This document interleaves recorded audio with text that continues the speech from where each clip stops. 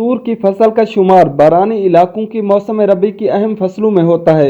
ये इंसानी खुराक में लहमियात का एक बेहतरीन जरिया है। इसके अलावा इसके पौधों की जड़ें हवा से नाइट्रोजन हासिल करके पौधों को खुराक मुहैया करती हैं और ज़मीन की जरखेज़ी में इजाफे का सबब बनती हैं।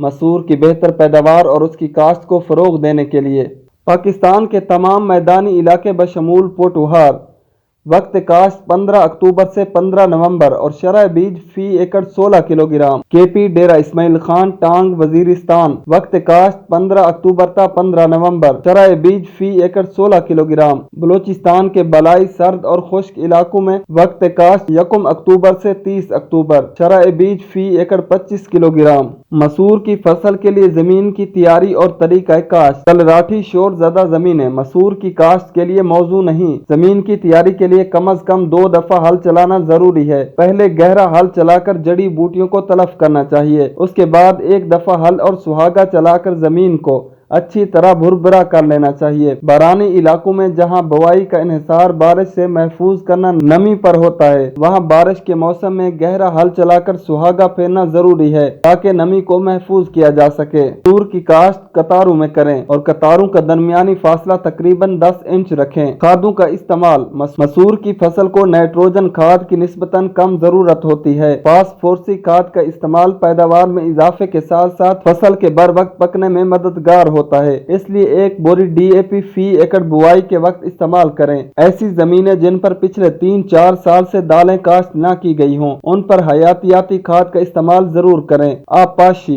मसूर की काश्त ज्यादातर बारानी इलाकों में की जाती है। अमूमन मौसम के दौरान होने वाली बारिशों से फसल की पानी की जरूरियात पूरी हो जाती हैं। अलबत्ता आपाश इलाकों में अगर मुनासिब वक्त पर बारिश न हुई हो तो पहला पानी फूल निकलने से पहले और दूसरा पानी फलियां बनने पर जरूर दें। जड़ी बूटियां फसल को नुकसान पहुंचाती हैं और पैदावार काफी हद तक कम हो जाती है, इसलिए फसल काश्त करने के फौरन बाद जरी माहिरीन के मशवरे से स्प्रे करें। बीमारियों के खिलाफ कुव्वत मुदाफत रखने वाली तरक्की दादा इकसाम काश्त की जाए। साफ सुथरा सेहतमंद बीज काश्त किया जाए। जब 80 से 90% फलियां पक जाएं तो फसल काट लें और चंद दिन धूप में खुश्क करने के बाद गहाई करनी चाहिए।